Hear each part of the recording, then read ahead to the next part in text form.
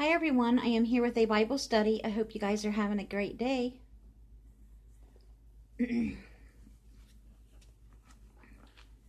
See, today's Bible study, we will be in the book of John. And we'll be reading John chapter 13.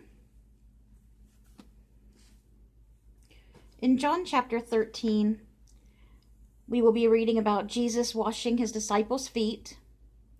Jesus predicts his betrayal, which is by Judas Iscariot, one of his disciples. And Jesus predicts Peter's denial. And that is all of chapter 13. Then we go to the devotion, which is by Gwen Ford Falconberry. And the Bible verse that goes along with that tonight is John 13:34. I give you a new commandment, that you love one another. Just as I have loved you, you also should love one another. Okay, now let's go ahead and read chapter 13.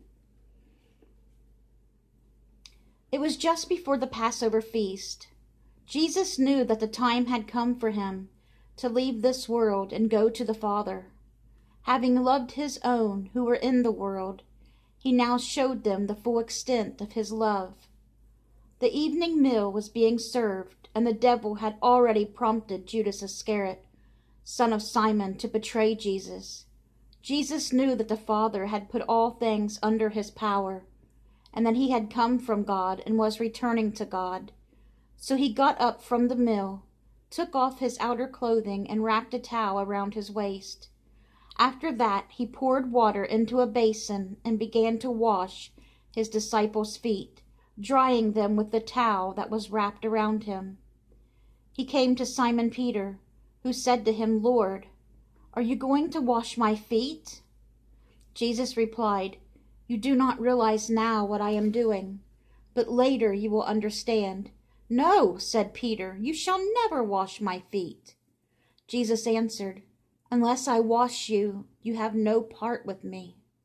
Then, Lord, Simon Peter replied, Not just my feet, but my hands and my head as well. Jesus answered, A person who has had a bath needs only to wash his feet. His whole body is clean, and you are clean, though not every one of you.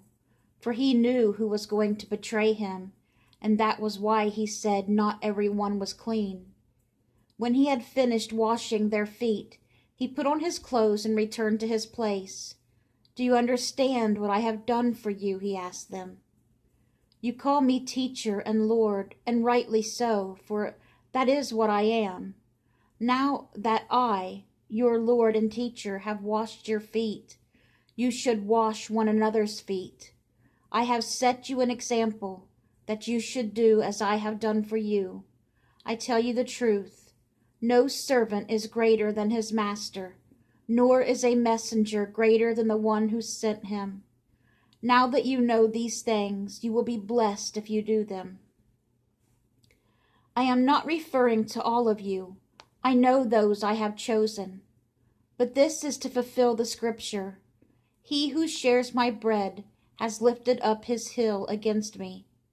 I am telling you now before it happens, so that when it does happen, you will believe that I am he. I tell you the truth. Whoever accepts anyone I send accepts me, and whoever accepts me accepts the one who sent me. After he had said this, Jesus was troubled in spirit and testified, I tell you the truth. One of you is going to betray me. His disciples stared at one another, at a loss to know which of them he meant. One of them, the disciple whom Jesus loved, was reclining next to him. Simon Peter motioned to this disciple and said, Ask him which one he means. Leaning back against Jesus, he asked him, Lord, who is it? Jesus answered, It is the one to whom I will give this piece of bread when I have dipped it in the dish. Then dipping the piece of bread, he gave it to Judas Iscariot, son of Simon. As soon as Judas took the bread, Satan entered into him. What you are about to do, do quickly, Jesus told him. But no one at the mill understood why Jesus said this to him, since Judas had charge of the money. Some thought Jesus was telling him to buy what was needed for the feast, or to give something to the poor. As soon as Judas had taken the bread, he went out, and it was night. When he was gone, Jesus said, "Now is the Son of Man glorified, and God is glorified in him. If God is glorified in him, God will glorify the Son in himself and will glorify him at once. My children, I will be with you only a little longer. You will look for me, and just as I told the Jews, so I tell you now, where I am going, you cannot come. A new command I give you, love one another as I have loved you, so you must love one another. By this all men will know that you are my disciples, if you love one another." Simon Peter asked him, "Lord, where are you going?" Jesus replied, "Where I am going, you cannot follow now, but you will follow later." Peter asked, "Lord, why can't I follow you now? I will lay down my life for you." Then Jesus answered, "Will you really lay down your life for me? I tell you the truth. Before the rooster crows, you will disown me 3 times. Told that to Peter. And goes, farther into the Bible, goes talking to when that happens. That did happen. Peter denied Jesus 3 times because he was in fear. He was afraid.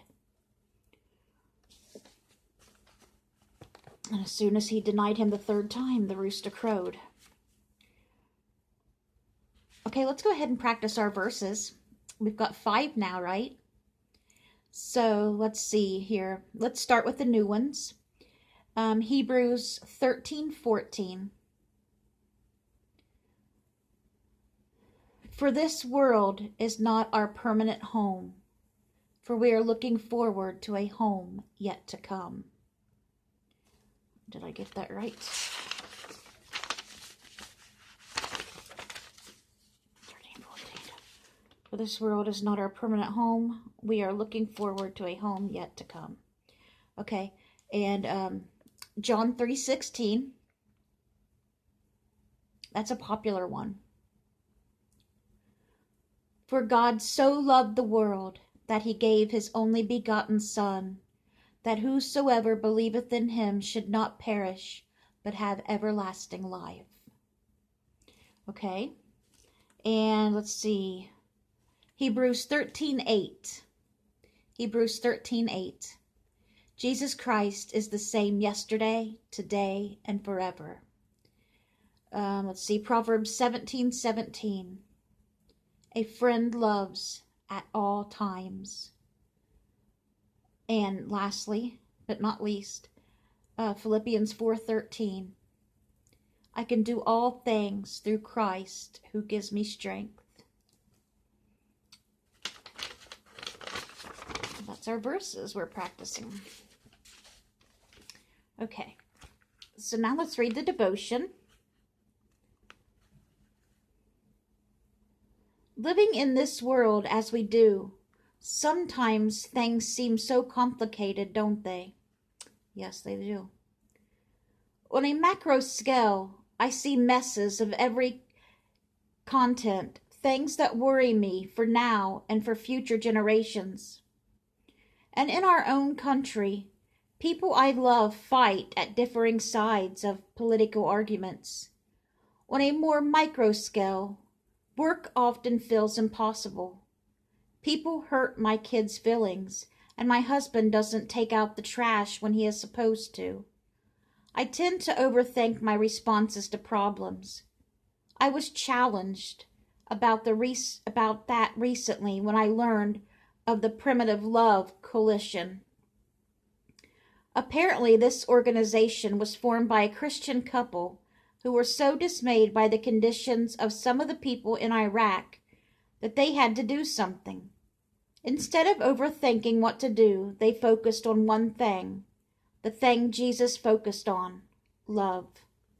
Primitive lovers don't analyze who is worthy, who should be considered a friend or an enemy, who is likely to repay them, or even who believes in the same God. Their motto is love shows up. So they mobilize doctors to show up where care is needed. They mobilize teachers where kids need education, food, shelter. You get the picture. I may never make a difference in the world on the scale they are, but I can learn from their obedience to Jesus' command to love. It's a great simplifier when things seem complicated. We don't have to overthink what Jesus would do. He would love. Love one another as I have loved you. And the homework, if you want to do it tonight, is show others your love for Jesus by volunteering at a local homeless shelter, or if one doesn't exist near you, take a meal to someone in need.